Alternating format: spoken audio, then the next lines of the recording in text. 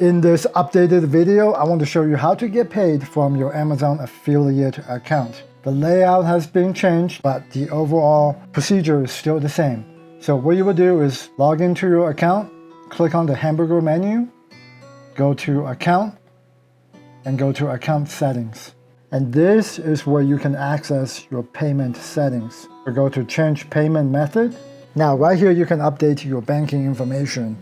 For this example, we already have an account set up, but if you want to add more, click on Add Bank Account, add a new bank account, and here is where you will fill out all the information. Account name, account number, routing number, all of that.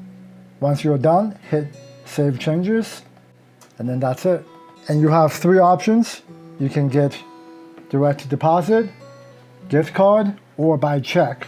Personally, I think direct deposit is the best because the money will go straight into your bank account at the end of the month. And as far as when you will get paid, we can simply go to Reports, click on Earning Reports, and then go to Payment History. Here you're going to see all the payments that you have received in the past, and as well as pending balance. For Amazon affiliates, you will get paid every 60 days. So for example, if you made money from December 1st through December 31st, that earning within that month of December will be paid out at the end of the month in February.